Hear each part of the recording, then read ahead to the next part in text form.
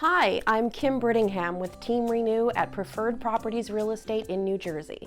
You may have seen our first video or read our blog post about the fascinating things that homeowners in our area have found behind walls, under floors, and in the basements and crawl spaces of their homes. Since then, I've heard from some of you about your discoveries, so I'm back today with a new story.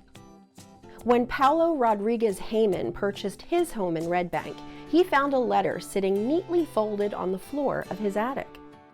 It was written on March 1st, 1894, in Red Bank, by a gentleman named George W. Chandler. Chandler was writing to the Sea Wax Manufacturing Company, also of Red Bank, to accept a job, but he seemed less than enthusiastic about it. His letter suggests that Sea Wax was paying pretty skimpy wages. He wrote, "Dear Sir, although the amount offered me is a nominal sum, more so than I anticipated, I nevertheless accept the position, wishing it to be understood that when the profits do roll in, my position will be thought of, and I may be benefited for the time, for which I now shall receive literally naught." The homeowner shared this newspaper clip from the Red Bank Register, dated February 14, 1894, just a couple of weeks before Chandler wrote his lukewarm letter. It announced the opening of Sea Wax Manufacturing on Pearl Street in Red Bank.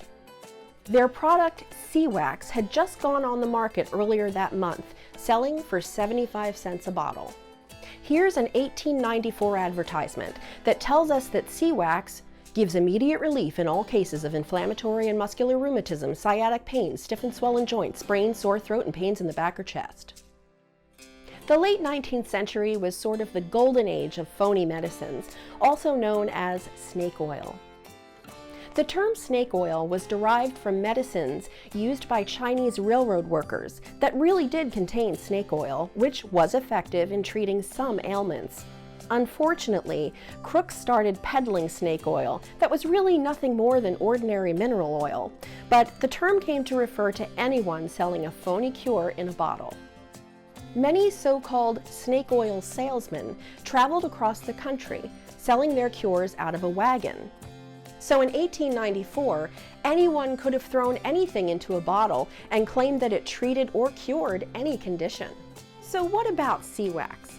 Was it so-called snake oil? I found one ad for Sea Wax that referred to it as essence of seaweed. And in some publications from the early 20th century, I found references to something called Sea Wax. It was an oily substance that appeared in large floating patches in the ocean, and sometimes washed up in big blobs on the shore. At that time, it was thought to be sediment of decaying seaweed.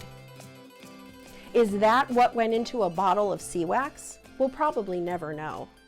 But it's worth noting that today, seaweed is used to treat a variety of ailments, including rheumatoid arthritis. So maybe Sea Wax wasn't total bunk after all. Now here's an anecdote about the president of Sea Wax Manufacturing, James Lanphier Tilton.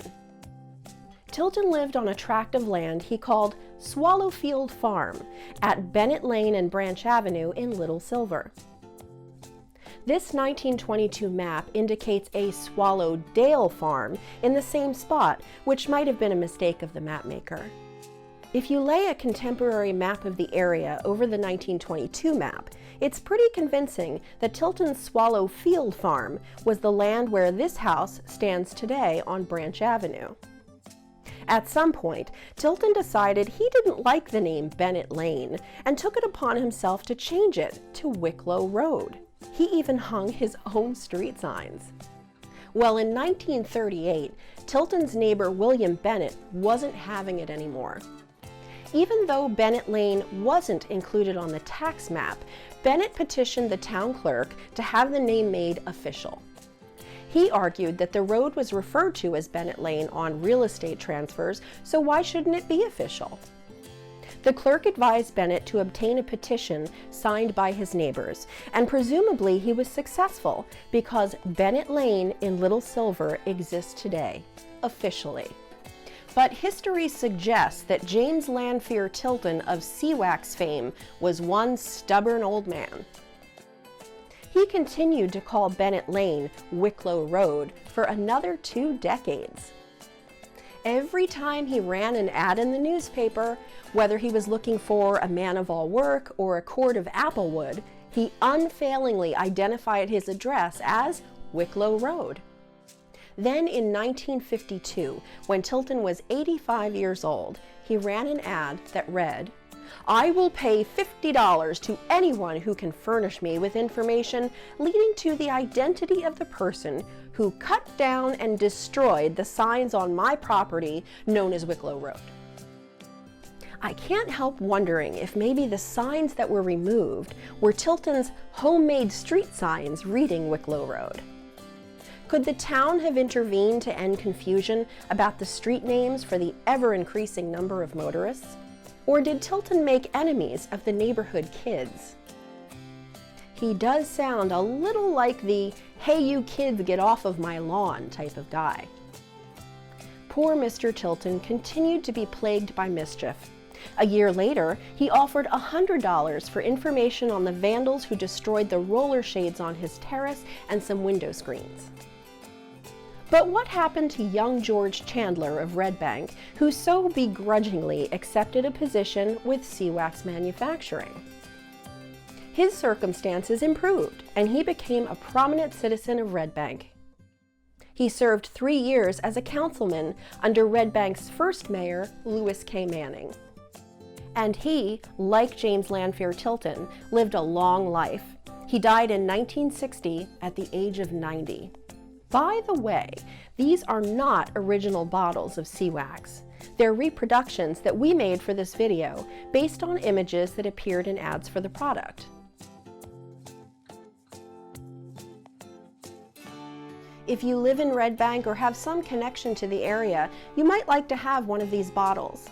We'll give you one for free as long as they last. Just give us a call or send an email. Or if you found a quirky old object hidden between the bones of your home, we'd love to hear about it. 917-847-5448 or kim@ppmoves.com.